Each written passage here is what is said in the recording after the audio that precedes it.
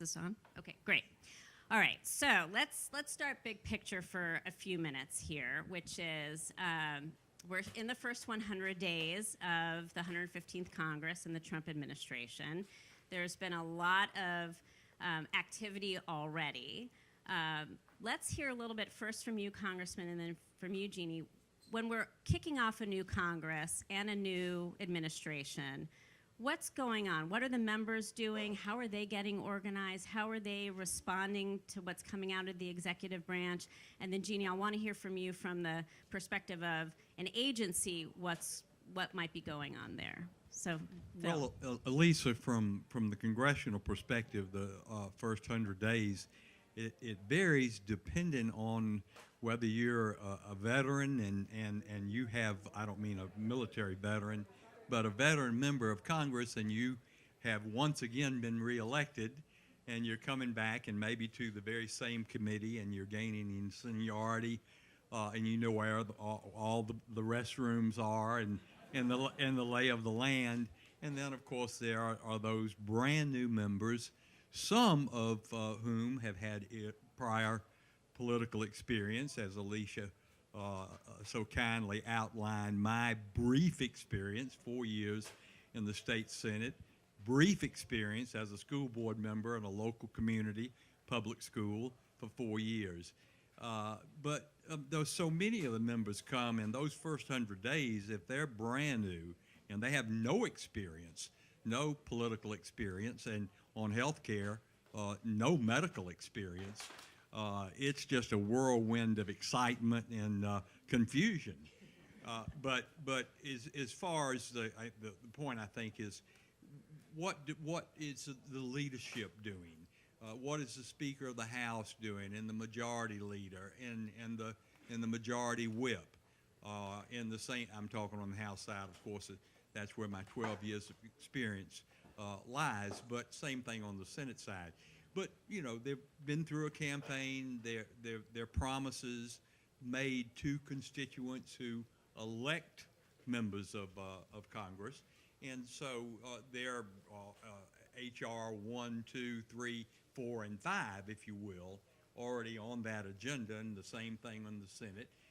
And the two leaders, I'm sure, coordinate all that activity and get that information down to the respective committee chairs. If you follow, as John Boehner likes to tout so often when he was there, regular order. And so that's really what's going on in the first 100 days. Great. Jeanne, not only from the perspective of the agency, but also having served both House and Senate committee staff, curious to what you might add to that. Sure. So from the Hill staff perspective, obviously those first 100 days, if you're a staff of a new member or even staff of a member who's been there, it's what is your boss's agenda going to be? Thinking through where there might be opportunities, looking at where leadership, what they have laid out as their agenda, and how your boss's plans might fit within that. I think for committee staff, they have a lot of things on their plates already, right? So there are a lot of just must-do items. There's CHIP, there's a user fee reauthorization, there's ACA. So much of their time is taken up with that. For some of the personal offices or members a little bit further down in the committees, where can they make their mark? What's going to be their place in all of this? For the staff within the executive branch, and I'll speak specifically to FDA, it's an uncertain time. It's a time of a bit of waiting. So certainly within a regulatory agency, plenty of functions will just continue on. So drug and medical device reviews, inspections of food facilities, inspections of medical product facilities, those kind of regular order functions continue as they were. But policy making, which is a significant part of what the agencies do, what the priorities are going to be for the year, past things that may not have been completed and are kind of hanging in the balance, those things will wait. Those things wait a bit until the political staff, some of which have started to arrive, come in and begin to give direction. And this, the staff at the agencies, they're used to this. Many of them have been through multiple administrations. They know this is, par for the course, but it is a bit of a waiting game. They don't necessarily have to wait until the new commissioner arrives, because political staff will begin to arrive before that. But they are a bit on hold until they're said, yep, this one we're continuing with, this one we're going to shift a bit, this one we're tanking, but that's the stage they're in now. And just adding on to that, Elisa, just for a second, it very much depends on what administration is coming in. It's a second term of a Republican administration or the second term of a Democratic administration, it makes a big difference. If there's a switch, of course, there's an entirely different focus from the standpoint of the agencies as well as the Congress. Obviously, Dr. Tom Price, as the new Secretary of Health and Human Services, is not going to have the same agenda as Kathleen Sebelius had. They're different 1, 2, 3, and 4s that are going to be promoted and given priority to as the new administration comes in the first 100 days. That's a great segue. So you're a Georgian and you're a physician, and so is Dr. Tom Price, our new Secretary of HHS. What can you tell us about what we can expect from him now that he's been confirmed and he's in the Humphrey building? Well, Dr. Price is, first of all, I've known him for maybe 25 years, 25, 30 years. We actually practiced in the very same general area of Northwest in North Atlanta. Our congressional districts are contiguous, still are. And he practiced orthopedic surgery, and I practiced obstetrics and gynecology. I first got to know him back in the early 90s when he was very, very active in medical politics in the Medical Association of Georgia. He was an officer. He was very vocal. He was very outspoken. Back in those days, now I think 92, 93, we were, the physician community, certainly in Georgia, was fighting hard against Hillary Care, and Tom led that effort. He was a very outspoken and articulate member of the Medical Association of Georgia. So let me just say that he has always been, since I've known him, for patient-centered care, a very strong advocate for practicing physicians, not necessarily for research physicians, many of whom we heard from this morning, but he's very intelligent, very hardworking, very competitive. I know I have competed against Tom on a number of occasions for committee assignments, chairmanship of the Doctors Caucus, you name it. We're much better than frenemies. We're actually good friends. We respect each other, and I expect Tom will be a very thoughtful and effective Secretary of HHS. That's great. It sounds like he's going to bring not only practical experience, but a lot of energy to the job, which I think we all recognize you need. Speaking of HHS leadership, Jeanne, you served the former commissioner of FDA. Obviously, we don't have someone in that slot yet. Rumors about who might be coming in, and then just your thoughts on what makes an effective FDA commissioner. Most of you probably read that President Trump announced or made the comment in the meeting he had with the pharma companies just a couple weeks back that someone will be coming in very soon. So everybody is waiting with great anticipation an announcement about a nomination for a commissioner. There are a handful of names that have been put out there. One of them is a former FDA official, Dr. Scott Gottlieb. Another one is with an investment firm out in Silicon Valley, Jim O'Neill. You know, both of those names I think are being discussed, a handful of others. So I think everyone's anxiously awaiting some kind of announcement. I think though for whoever it is, obviously the FDA is a big ship. It's 14,000 people there. And so for anybody managing an agency of that size, you need to have vision, you need to have good management skills. But I think that's really for any federal agency. But for FDA in particular, I think coming in to be successful, the commissioner needs to have the ability to follow the science regardless of what pressure they're under. And I know that sometimes FDA gets tagged with having bowed to pressure either from industry or from patient groups. And I have to say, in my experience, typically that is not the case. The decisions are made based on the science. They are usually unpopular with someone or another. But nonetheless, the people there, I think, sleep well at night because they have stayed the course and they play the long game. They hopefully in the end, people will recognize why the decisions were made. So I think if a commissioner comes in and has respect for the mandate of the agency and follows the science, he or she can be successful. But it's a tough job. I used to always think, boy, it must be nice to be at the NIH. Everybody loves the NIH. I mean, yes, it's had some leaders who have been particularly popular, but really, you hand out money. What's not to like, right? FDA, not so much. It's a tough job. It's a stressful job. And again, regularly you get hauled down to the Hill, or you hear concerns, you hear complaints. But if the decisions you make are based on science, then you go forward knowing that, and you kind of let it happen as it will. Let me just add too that I've worked very closely with Dr. Hamburg, Margaret Hamburg, and Jeanne as well as the top legislative advisor to the commissioner and to the assistant commissioner. They were in my office a number of times during that time. Getting hauled down, like Jeanne said. In a very, very, very nice way, and they helped me get a bill passed back in 2012, the GAIN Act, in regard to getting more antibiotics on the market, to the market.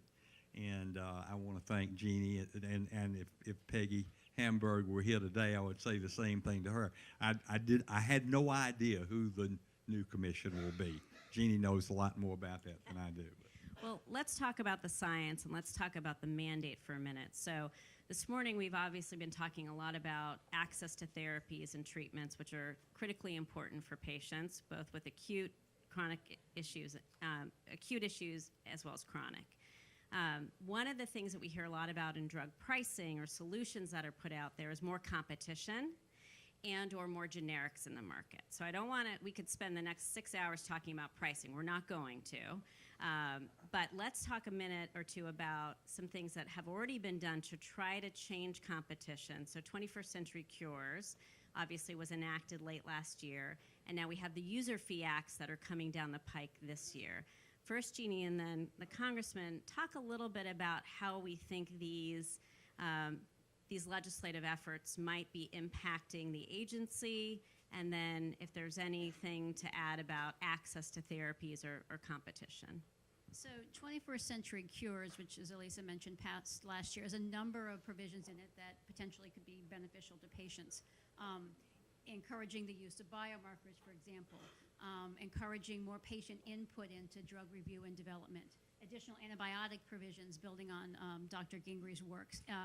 Things are maybe a little more secondhand, but also I think potentially hugely impactful on patients, making it easier for FDA to hire the right kind of expertise and bring people in more quickly. So as drugs are being reviewed, the right kinds of eyes are looking at it, and you have the smartest and best and people top in their field looking at the products coming through. So I think there's great potential there.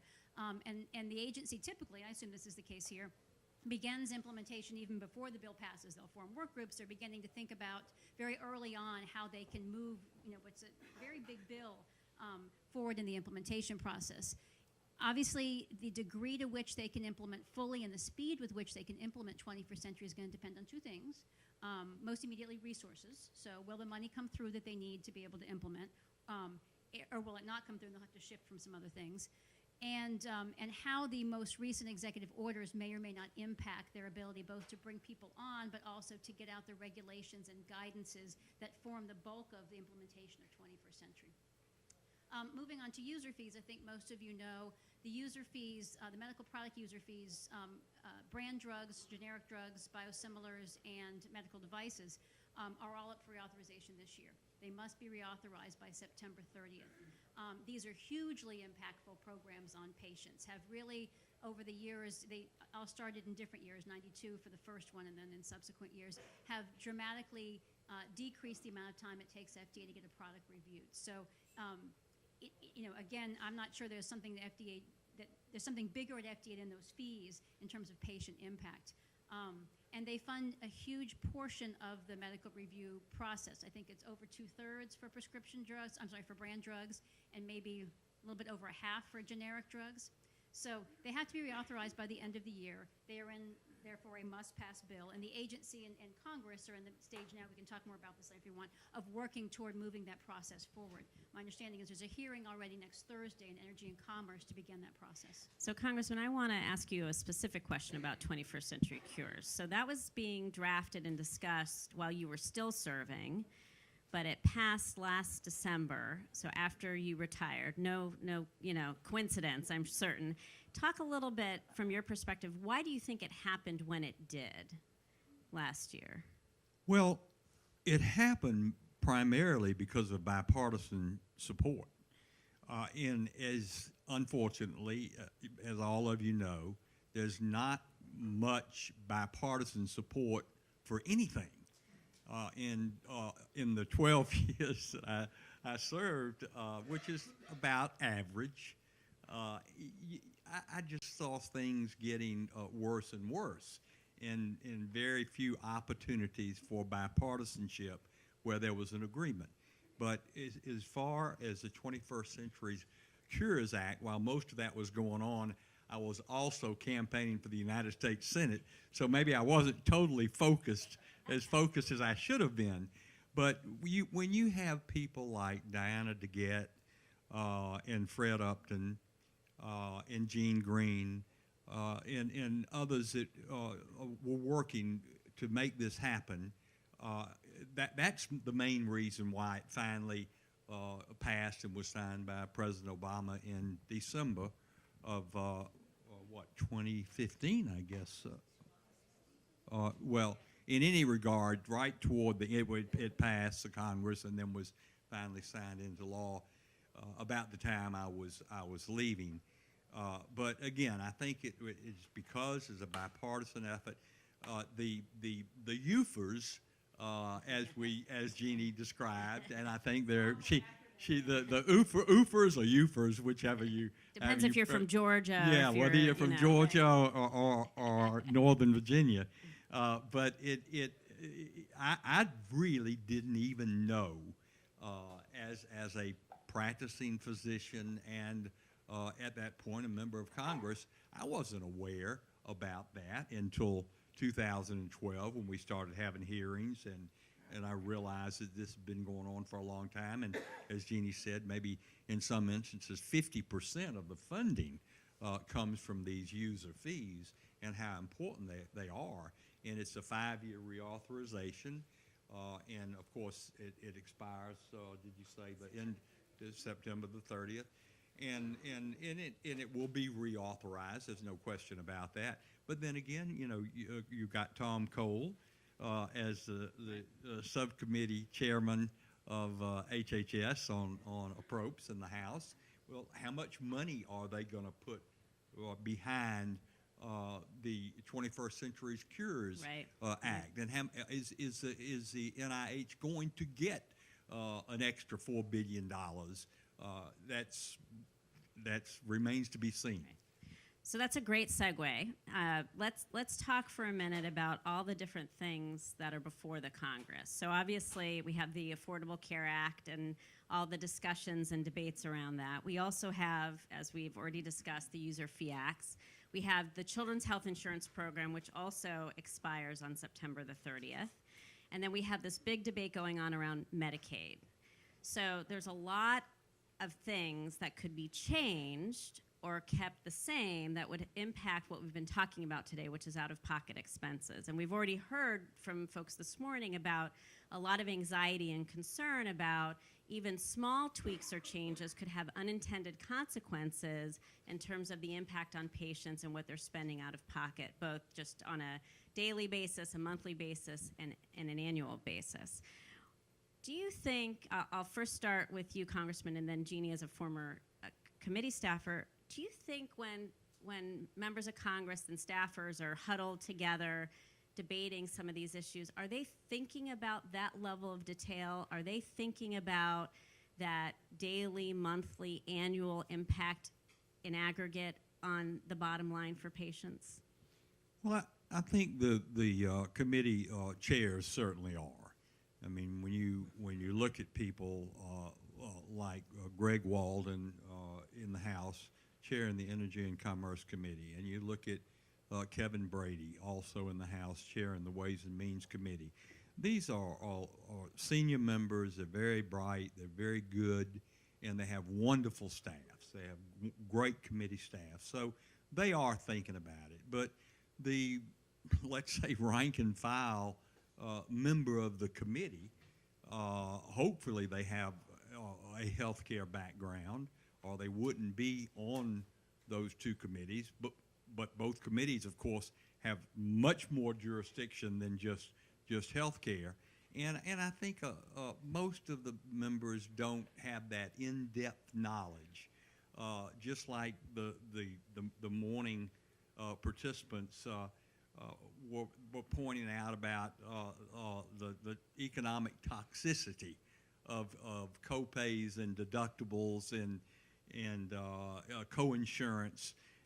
Most physicians practicing, physicians like me, and maybe to some extent like Secretary Tom Price, don't have that much in-depth knowledge, or didn't when they arrived.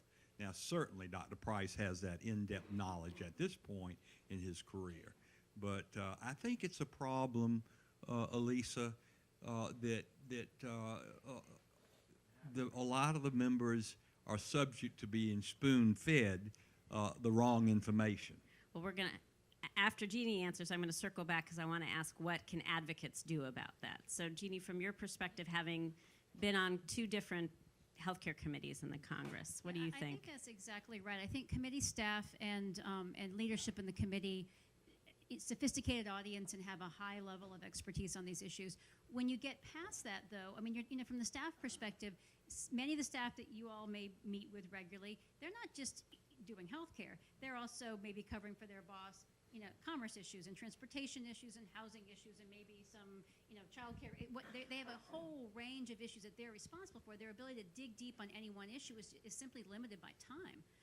And for newer members, they're scrambling to catch up to speed. But I would say it creates opportunities, right? So, there are folks who could stand to be educated, who will seek out information, or if not, that you can go to and I think can really have an impact, because they need that help, and they'll be looking for that kind of advice. So, having been on the receiving end of people coming in and making their case, what are some of the tips, or what are some of the most effective things, particularly given this morning's discussion, right? So we had a very wide-ranging and a deep discussion this morning. There were a lot of data and slides, which I know with the attention span in Congress, it's hard to do a deep dive. So what would you recommend, kind of top three things for folks to think about in terms of telling this morning's story to that policymaking audience?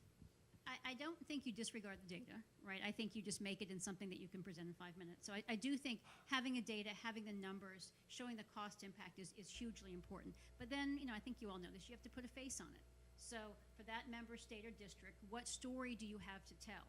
Because while the staff person may need the data to put into a floor speech, the member, and even the staff person too, they're going to remember the face, the story, and you'll hear them in hearings. They're digging for it, and they'll pull out that story they heard, right? And it's beautiful, right? It connects in that moment for them. That's what you want to give them.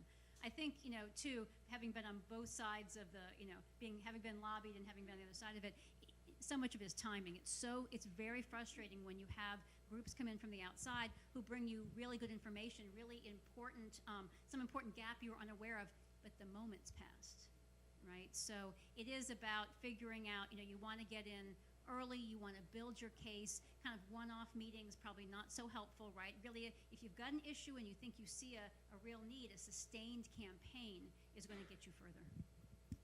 Congressman, what was effective when you were serving? Well, I think the most effective thing would be like what we heard from Melissa this morning, and what she went through.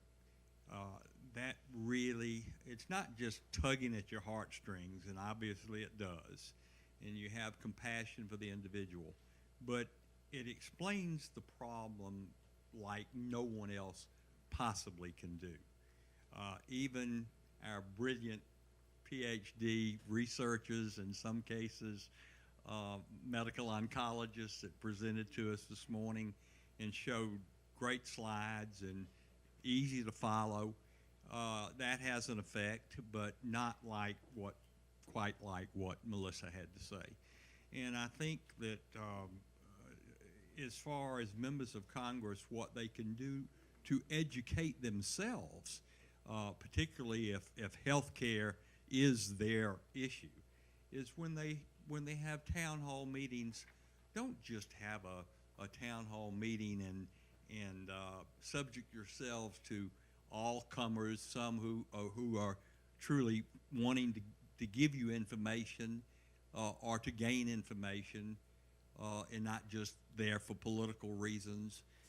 Maybe you should have subject matter specific town hall meetings, whether they're live or telly, and encourage these experts.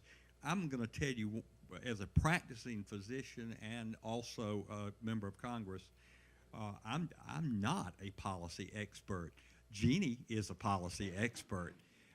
And the reason I'm not a policy expert is because, do you think when it was time to go to a medical conference that maybe you could afford to take time away from your practice a couple of times a year, that you would go to listen to what was presented to us here today? No, you would go to a weekend course to learn how to do liposuction or Botox injections, or how to use the Da Vinci robotic machine to more effectively and efficiently do hysterectomies and make more money, you know, and you really never were thinking about what the cost to the patient was and whether it was a cost-effective thing that you were doing. Right. That's great. So I have one more prepared question, then I have some submitted questions.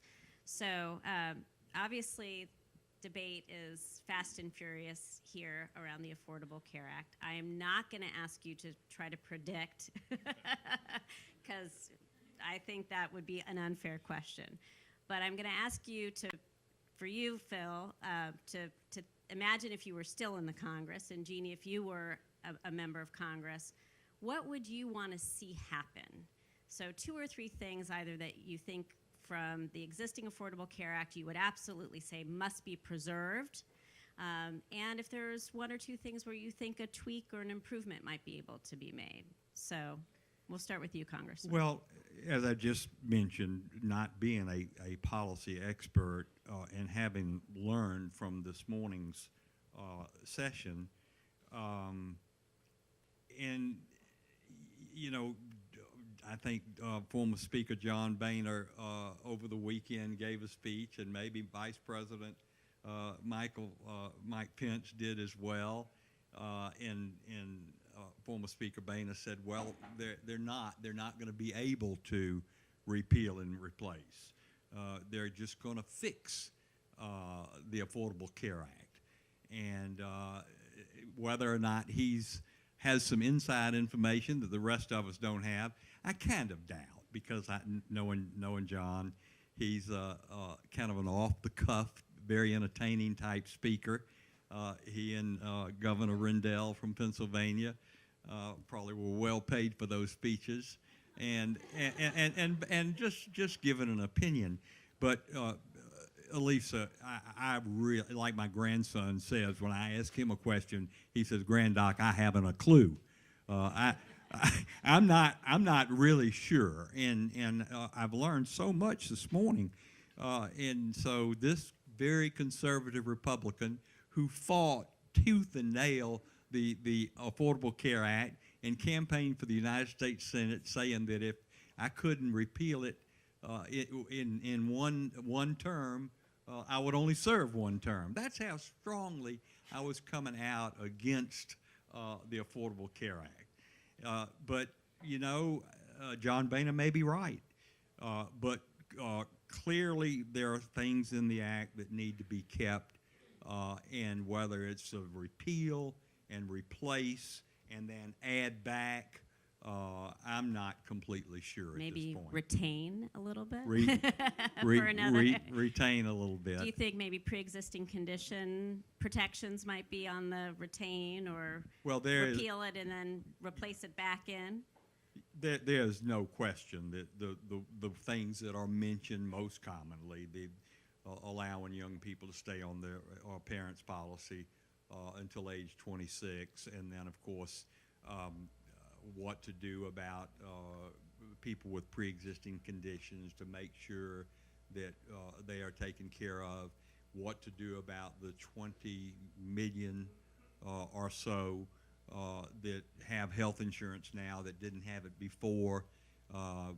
But then again, there may be another 20 million that had it before that don't have it now because it's too costly, because they're not eligible for any of the subsidies. So again, I'm not really sure, but it's going to have to be close to what the president promised and close to what the Republican members of the House and the Senate promised, or the people are going to turn them out in the next election.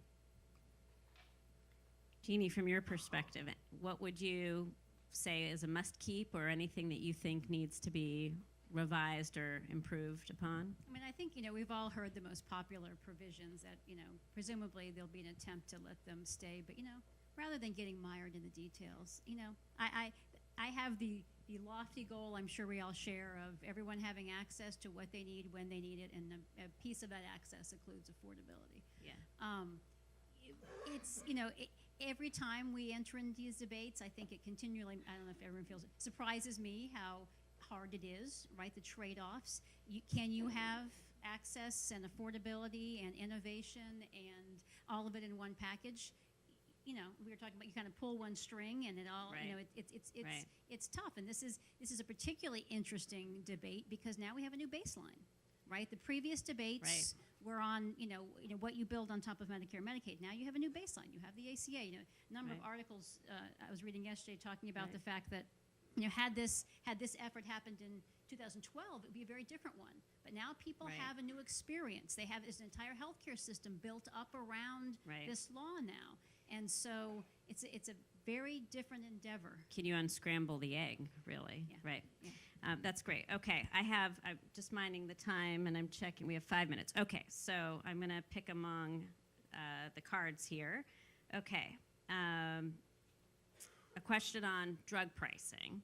So Tricia Newman's data from this morning shows bipartisan public support for Medicare negotiating drug prices. So I think that she had a slide that showed independents, Democrats, and Republicans all supported. I think it was like from about 68% to maybe in the 80s. So we also have a president who has gone on record as being supportive. Seema Verma, the nominee for the Centers for Medicare and Medicaid Services, was asked about it last week during her hearing.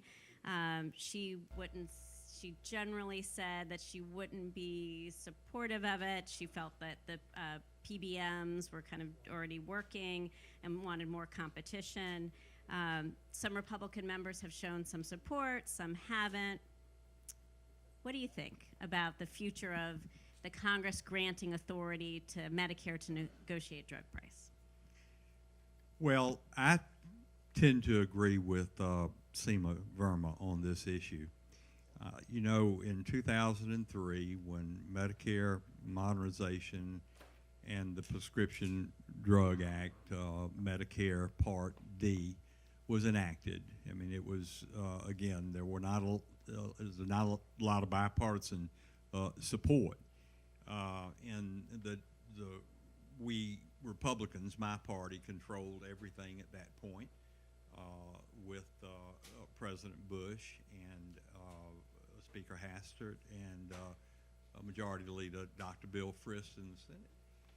And so the Democrat argument at that point was that, well, Medicare should be able to negotiate with the pharmaceutical companies and set drug prices under this program.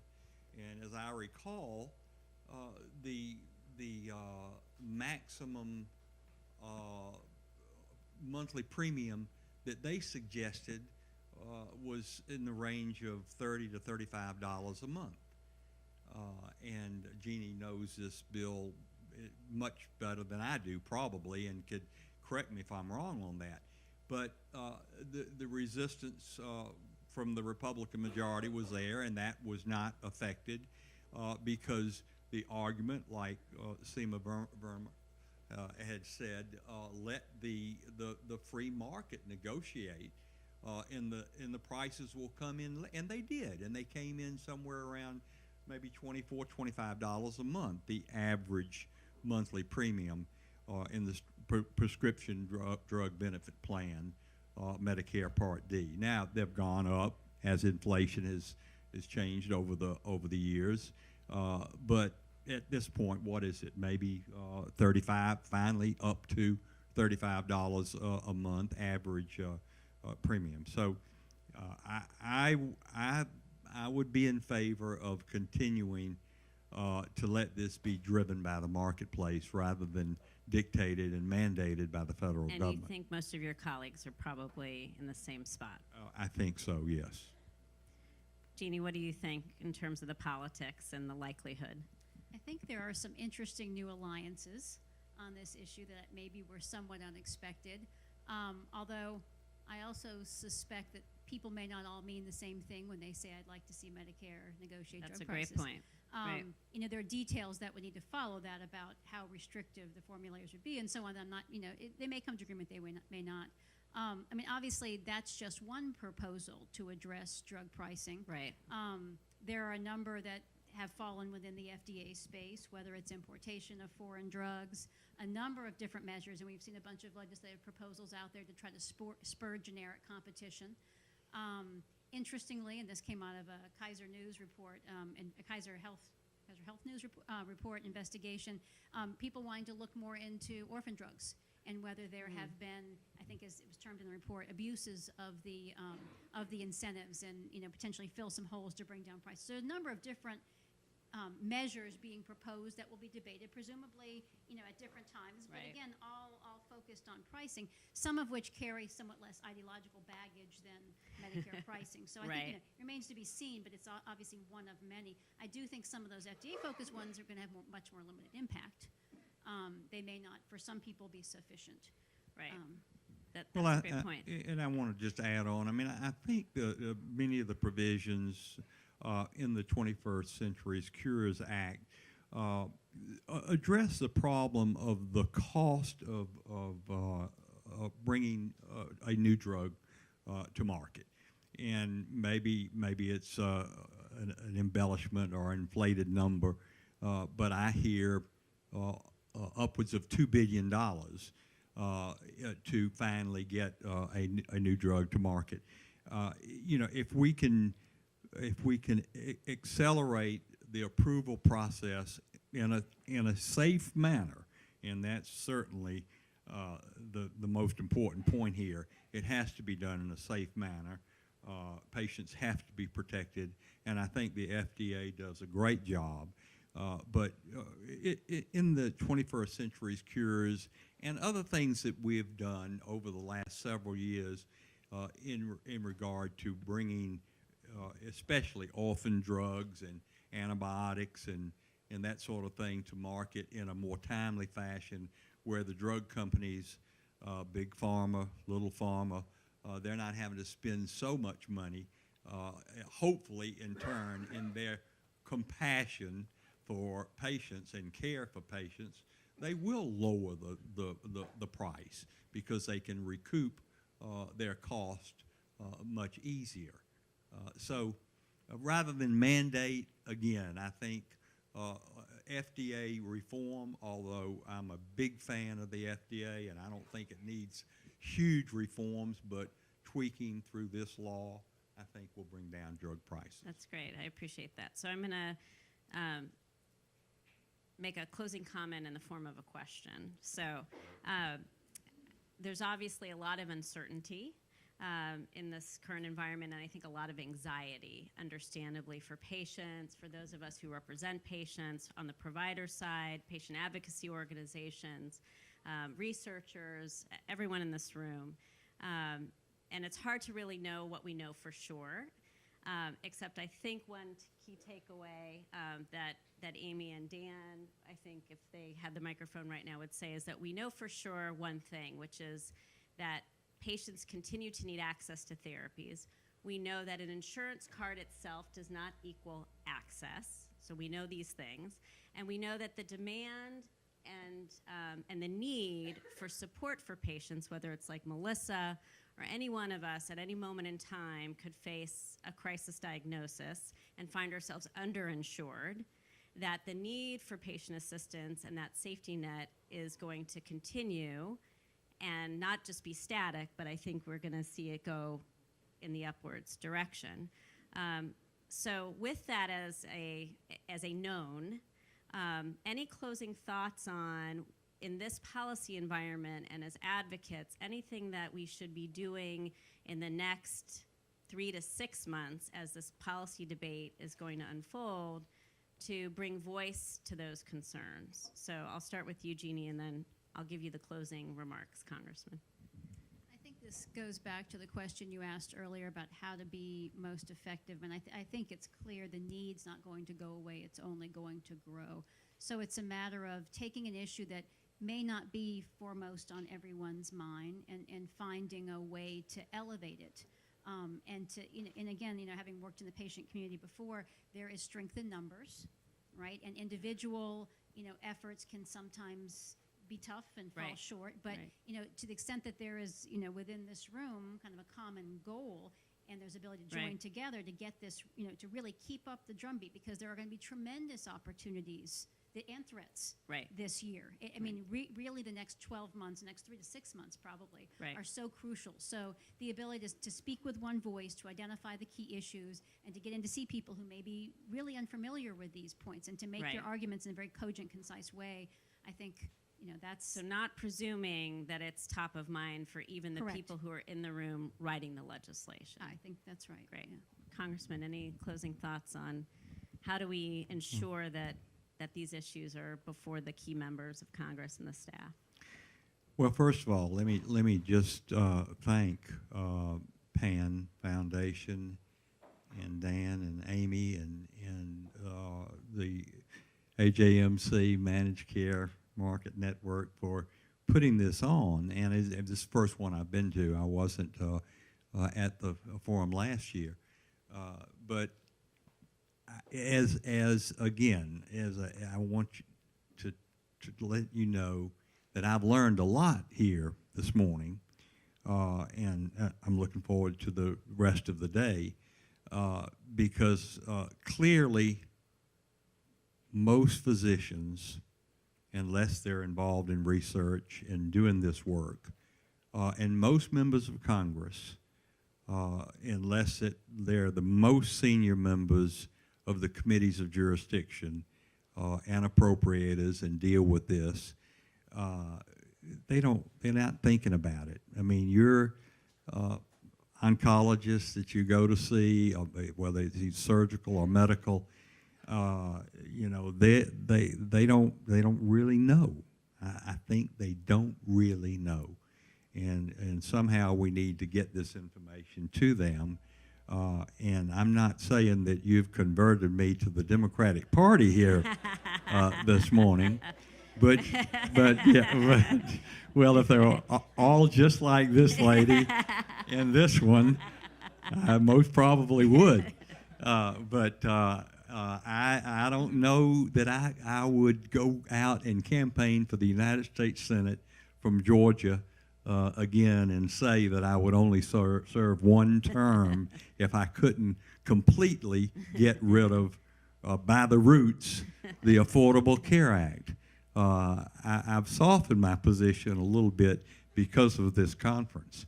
I'm not going to commit myself completely on that, because I might get a call tomorrow from Speaker Ryan or Secretary Price and some of my good friends. But they are very reasonable people, those two in particular.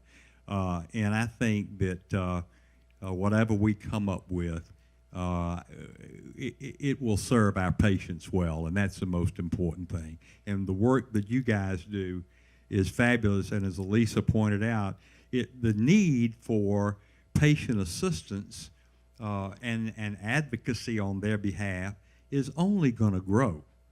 It's going to be more, and it should grow. the need for this is hugely important. So with that, I'm minding the time. I want to thank Jeanne and Congressman Gingrey for being so forthright and agreeing to do this off-the-record discussion. And I want to thank Amy and Dan and Pan for the opportunity to have this poolside chat today. So thank you.